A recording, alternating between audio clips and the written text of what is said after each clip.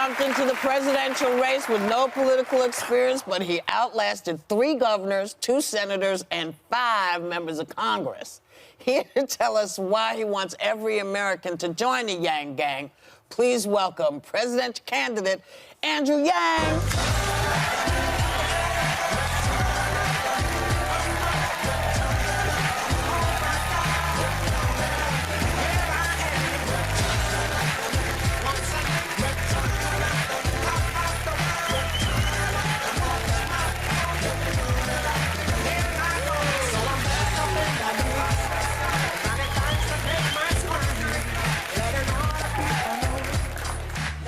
Welcome back. It's great to be back. Thanks for having me. Good to see you, man. Of course. Plus, my wife is backstage, and she's a big fan, so this is a thrill. Well, she's coming on after you. Yeah, she's not just backstage. She'll be joining us on the panel. But before she comes out, we got to get to Iran, because that is really the issue that the world is talking about. And you want the job of president of this country, one of the main issues you would be dealing with. I want to ask, because we've been talking about, is the cost worth it to taking out General Soleimani, number 2 in command there? If you were in Trump's position, what would you have done? 75% of Americans do not want a war with Iran. So we should not be responding disproportionately in a way that elevates the conflict and tension in the region. We need to bring Iran back to the table and invest in a diplomatic solution. So you wouldn't have killed him? I would not have, no. I think it was a mistake. But, you know, it's interesting that they actually assassinated the guy. He's a terrible man, I get it. But they assassinated him in full view of the world. Don't they usually do these, you know, secretively when they assassinate a head of state, as he might be considered, because he was a general? Yeah, that's why it was so disproportionate. Why would they do that? Well, the story seems to be that a number of options were presented to President Trump, and he chose the most dramatic option that even the military leaders would never have expected him to choose. Does that help him in some way? Well, ordinarily, apparently they're presenting these extreme solutions to try and direct him towards something more reasonable, but in this case, he chose the most extreme. And that's not the way we should be making decisions, particularly when our soldiers' lives are at stake. So do you think this is one of those wag the dog moments that what people are talking about? Well, I certainly hope you would never have made this. You know what that means, right? Where you start a war to distract? Yeah, go ahead. I certainly hope you would never have made this kind of decision for political goals. I think it was a mistake, and hopefully we can pull Iran back from the brink and, again, bring everyone to the table. All right. Mr. Yang, one of the concerns with President Trump for me since day one is that he has no foreign policy experience. Obviously, he was a failed businessman. You also you're a successful businessman, you're a businessman, but you don't have foreign policy experience. And given that it seems that tensions are rising, or at least it's been escalated, how do you think the American people can trust another businessman? I think Americans are looking for a commander-in-chief with the right temperament, judgment, and values. I would push the power to declare war back to Congress, where it belongs in our Constitution. We've been in a constant state of armed conflict for almost 20 years, and that's not the will of the American people. When I'm out campaigning across the country, people say we need to end the forever wars and bring our troops home, invest those resources right here at home. We spent over $6 trillion in the Middle East. Think about what that could have done for our families and communities over the last number of years. And I've been meeting with thousands of veterans who, when they come home, are still struggling with health issues, PTSD, trying to find jobs and opportunities. It's not just the resources, it's the human cost. Would you put people in the military in your cabinet or with military experience? Of course. We need to have people at the highest levels of government who have that kind of experience. Well, we had General Mattis. Unfortunately, he's not there anymore. He was the voice of reason. And what he said was that if you invest more in diplomacy, you have to spend less on ammunition, and that's exactly where we should be heading. That's right. He did say that. He did say that. So I mentioned at the beginning that you have outlasted many Washington insiders running for the nomination, yet somehow you're not getting the same kind of coverage. Are you okay with that? Is it easier to do what you need to do outside of the glare of people saying, well, why isn't he here when he should be here? Or this one's here and you're not here and you're the... Is it just easier to just do what you're doing? Because people seem to hear what you're saying. They're asking smart questions, and they don't seem to have the same distaste for you as a candidate as I've seen, you know, with so many others. Well, the fact is Americans have been looking for some kind of change for years now. And it's not just this past cycle with Trump and Sanders, it's even Barack Obama's victory in '08. We can recognize that our politicians and our government in D.C. are years behind the curve in terms of addressing the real challenges that we're seeing around us every day. And that's one reason why I'm doing so well. It's certainly not that the media has been fueling my rise, though full credit to you all, because you all have been an exception to this. I've been incredibly grateful for being able to come here on the show. Well, your Like all the fundraising numbers candidates. alone, Yeah. you should be treated in the same capacity. I think you only raised $9 million less than Joe Biden. I mean, I do think the hashtag Yang Blackout is something that was real, but I am a numbers guy, I agree. Our numbers congratulations. polling But a little low. the media keeps talking about the lack of diversity in the Democratic field, and you were the only person of color who was, just give me a second, that were qualified for the last debate. Is being an Asian man not diverse enough for the media? I don't understand why you're completely excluded from this. well, search me on this. Okay. But I'm very proud to be the first Asian American Yeah. man to run for president as a Democrat. I'm the son of immigrants myself, and I certainly think that my perspective on the American dream is something that we should all be very, very proud of. My father grew up on a peanut farm in Asia with no floor, and here I am running for president.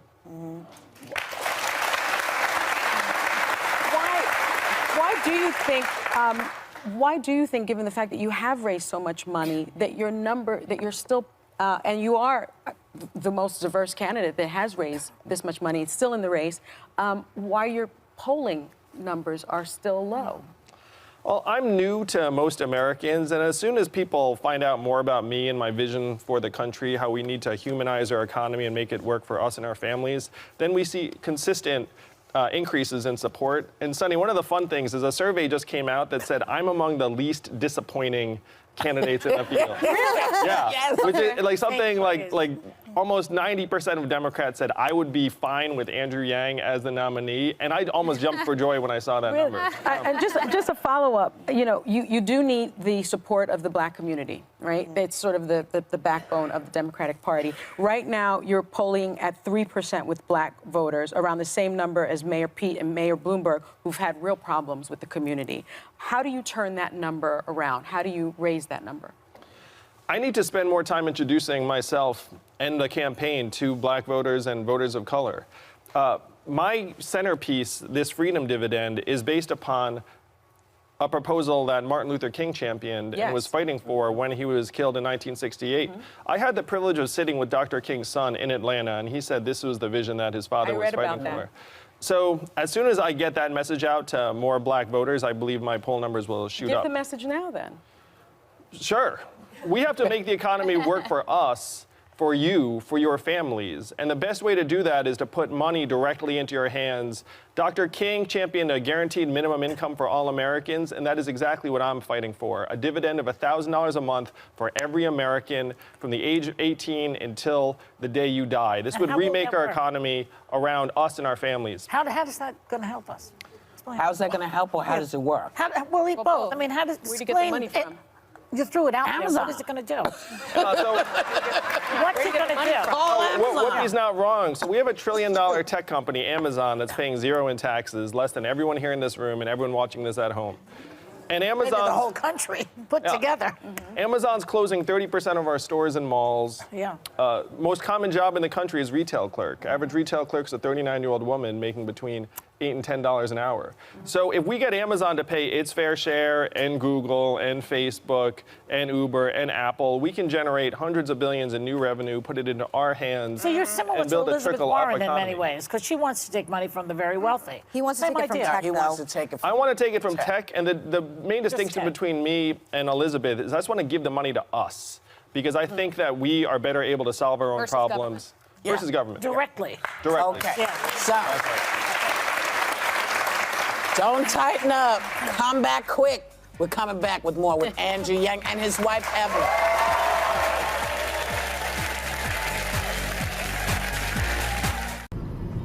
But I read the paper that California's passes basically incident economy type thing, so it's making Lyft and Uber drivers basically employees.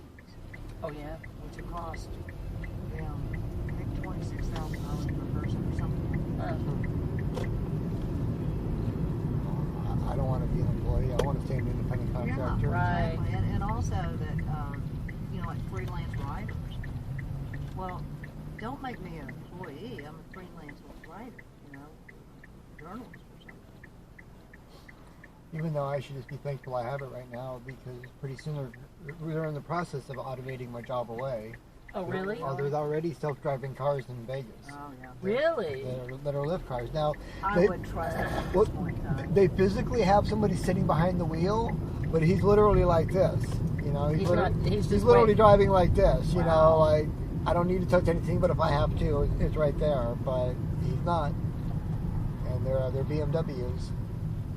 You see white Lyft BMWs get around. But they're test cars, right? Yeah, but there's a good 20 plus or more of them here. Really? In Well, Vegas, the actively. thing is, I think what worries me about self-driving cars is number one, it's running on software. Number two, it's running on software and sensors. And there are things that you just cannot, a sensor, you cannot predict all the, squirrely stuff that you get, Well, on the road. But if you have a driver behind there, they're going to get complacent. This might They're make not you gonna feel pay a little attention. bit more worried.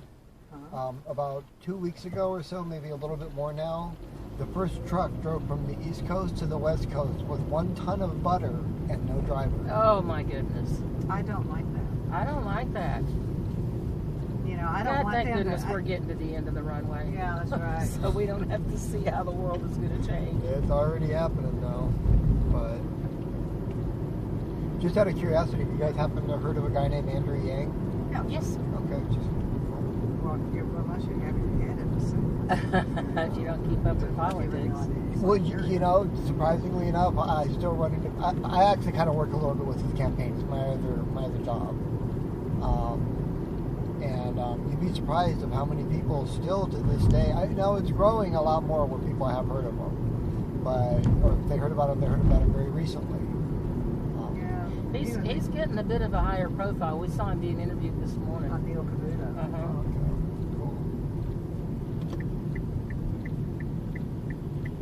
What is your guys', if you don't mind me asking, do you mind me asking your guys' opinion of him, or? I don't have. I don't really have one. Yeah, don't know. I don't know enough about the Dems yet, other than what. Well, his main thing that he wants to do is he wants to give every citizen in the United States $1,000 a month, paid for by the big tech companies like Amazon, Google, Facebook, by putting a value-added tax on them at half the European market.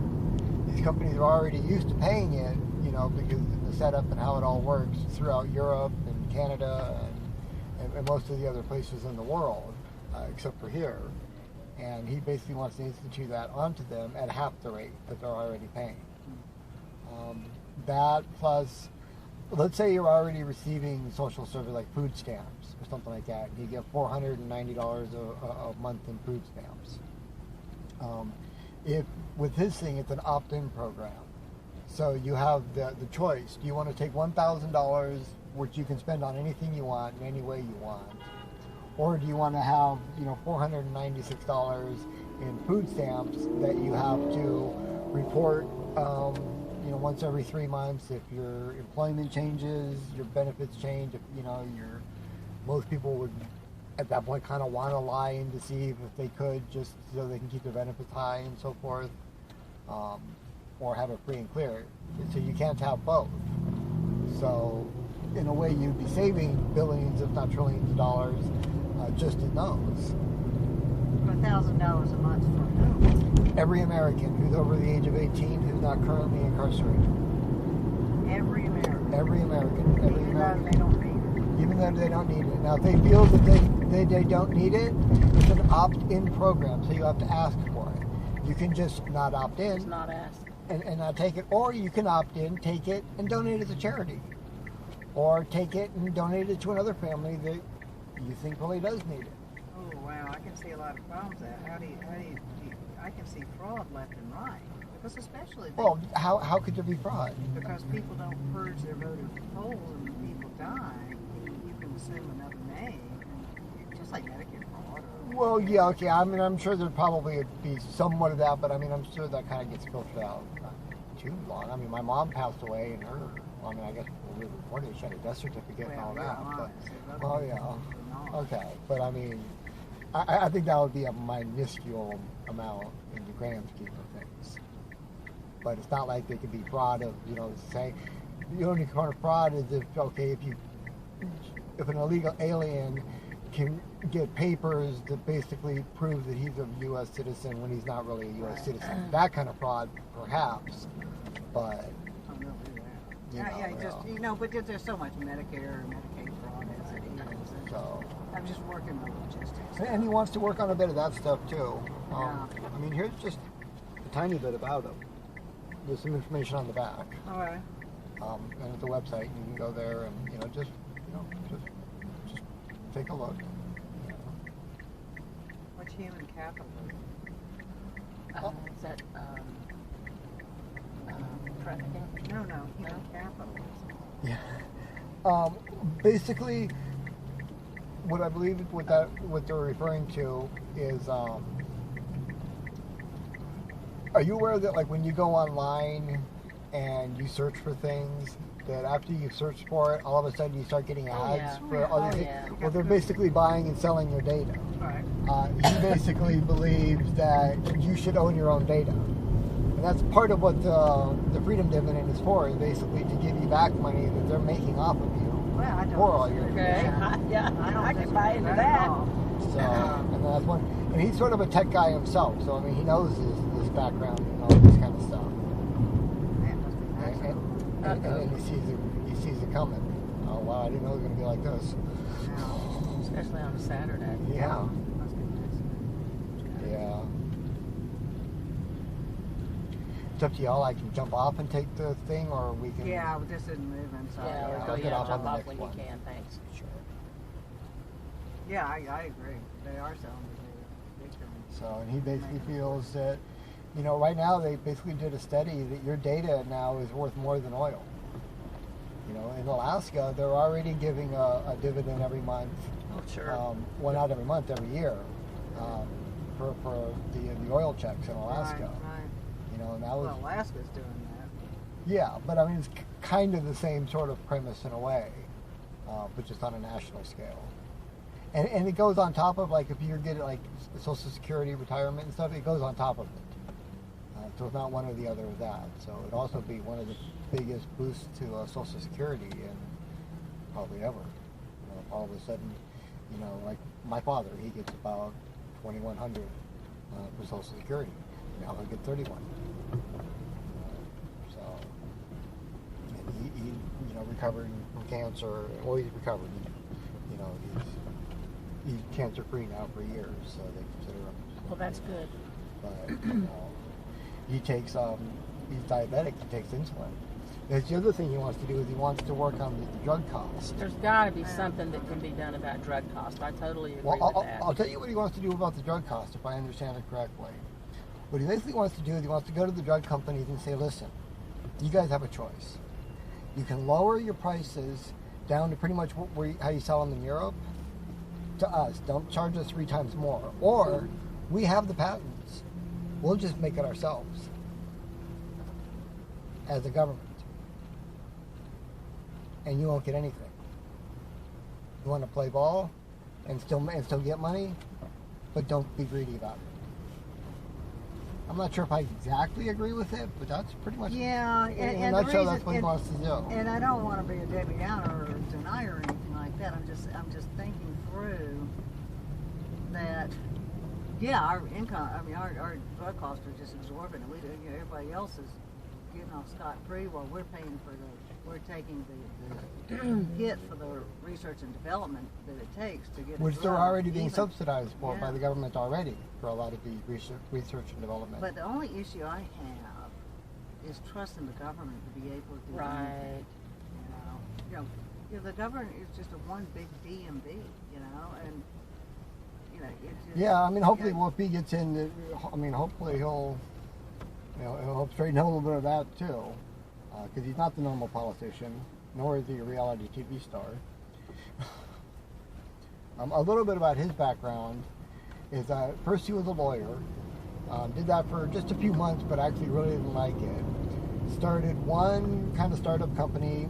To be honest, I don't remember exactly what it was, so I don't even want to say.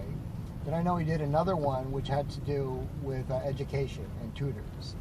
And that was fairly successful, and then he built it up to a fairly large company that was then bought out by an even bigger company. And then he started a company called Venture for America, which was basically to help entrepreneurs in lower income areas in different states throughout the country to basically help get started, get financing, get training, and learn how to be entrepreneurs. And that's still up and running, and it was called Venture for America. I mean, he stepped down to run for president, but the organization or whatever is still up and running fairly strong.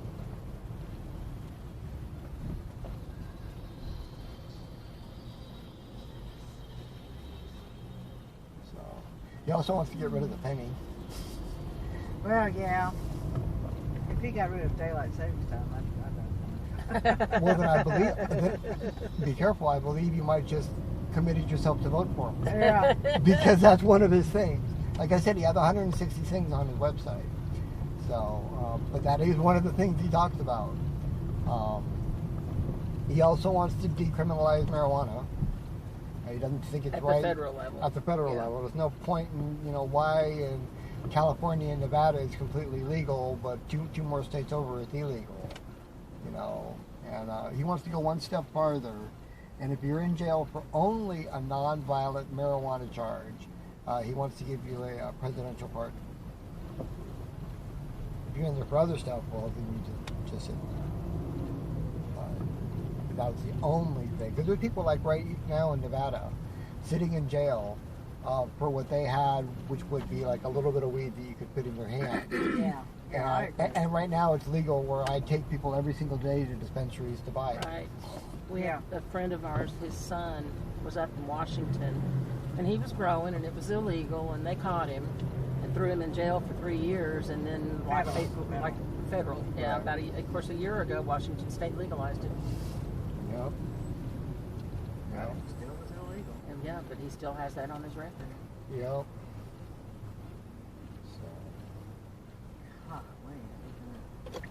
Yeah, it's keeping us out of the casinos. We'll get you gambling. This is typical Vegas. I mean, I haven't seen this bad. Yeah. Yeah, long, no, long it's- time. There must be a wreck. I see cars moving up in front on the right-hand side, but maybe that's the feeder. I think that's the feeder. Is it? Yeah. Well, it's going to be bad on the feeder, too. Yeah. The blue field. Oh, that's right. That's right. Almost here. Now, one of the things I actually do, like I mentioned, is I work a little bit with the campaign. I do kind of some social media stuff. Would you mind if I posted it on social media, me just telling you about Andrew Yang, a little bit of us talking about him? That's okay with me, yeah. Okay, wonderful, thank you. You can just call us the nice girls from Texas. There you go. I just always gotta make sure I ask. Alrighty, here's the big pointy building. Man, you can multitask. Really, I'm Big, impressed. I've been doing this 3 years. All right, Burke, thank you. No right. problem, thank you. Thank you so much. I appreciate it. All right. Okay, is anybody coming to my left? I don't see nobody. Okay. Alrighty, All right, thank you, sir. no problem. You're a good advocate for Yang. I'll do some studying up. Oh, thank you.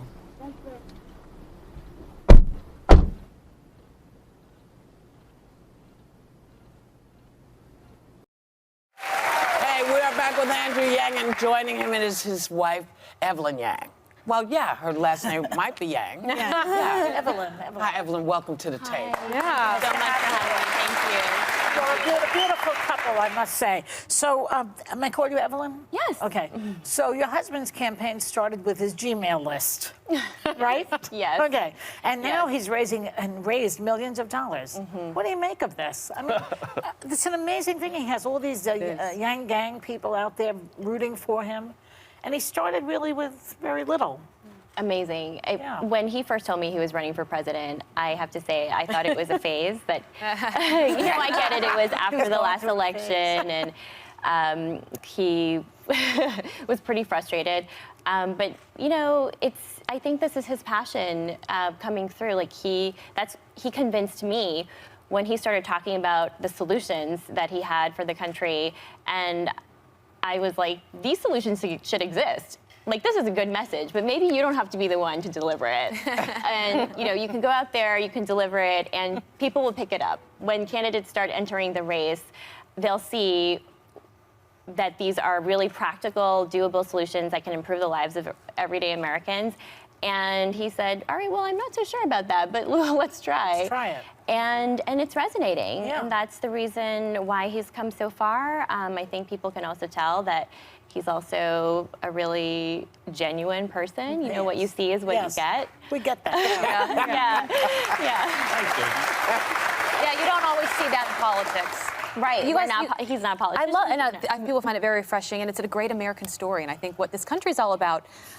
What I love that you both do is you share personal experiences, and you share your life and your family with this country. You have two beautiful children. Christopher, your older son, is on the autism spectrum, and you talk about that, and you hope to help other people. How did that diagnosis change your family and change just the way you think about things? Well, first of all, Christopher is so awesome. He's just a wonderful kid. And he made us parents, but he also made us better people. And we talk about all the time how grateful and how blessed we are to have our two beautiful children. And, the diagnosis is always difficult because you don't imagine, when you imagine your children, you don't imagine this for them. And then it happens, and, for far too many Americans, they're faced with this reality and they don't have the resources that they need to get their child the support that he or she needs. And we're very lucky to have those resources. So it's been really important for us to kind of share our story and just spread this awareness so that people know that it's much more common than you think. I mean, Andrew talks about all the time how atypical is the new typical. We all know someone who's neurologically atypical or has a disability or special need. And this is America. And we need to make America accessible for all and have those supports. And it breaks my heart when I talk to families who don't have what they need and are just struggling to get by and give their child, what they know they need. Yes. Yeah. Well, Evelyn, you sound like a first lady to me right now. But I will say, if that doesn't end up happening, if you don't end up taking it to the top, Mr. Yang, I have said on the show numerous times, my husband and I like to play fantasy campaign football, and you are my dark horse VP pick. I've seen some pictures of you and Joe Biden. If it ends up being him together, you guys look pretty cushy. If you were asked to be vice president, would you accept that role? And would you, in turn, accept being the, second lady, Evelyn? Well, I'm here to help solve the problems that affect us all that we're leaving for our kids. If that's as president, great. If that's in some other capacity, also great, because we all need to do more to help build That, the country. What about Evelyn, now? I can confirm that is absolutely the truth. Would you guys be in for it, though? I would have to think about it when it would have to be a conversation. Fair enough. Like the conversation when we first embarked on this whole journey. When people thank me for running, I say thank my wife, one, for letting me run, and for two, sacrificing so much while I've been on the road. So thank you, baby. It's worth a try. First of all, thank you for always coming and being a genuine person. And that answer is an answer I have never ever heard anyone say. And I have to say, my eyeballs are popping out. And I'm thrilled to hear you say it's about making the country better. It's not about me winning. It's I'll about do what I can. I'll do my. I just. Because everyone says, I'm running for president. Right. I'm the best. Thank you. I'm the best. Well, you know what? Thank you. You're pretty great. Our thanks to Andrew and Evelyn Yang. We'll be back. I'm trying to find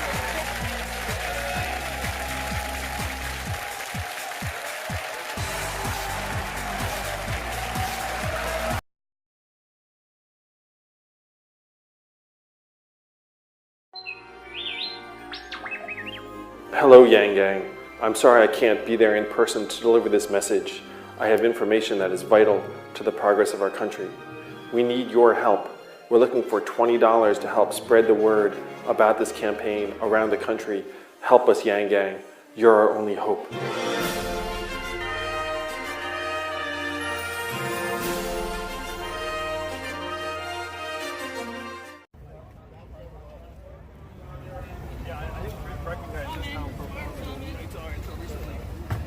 Thanks, Burke. Thank you.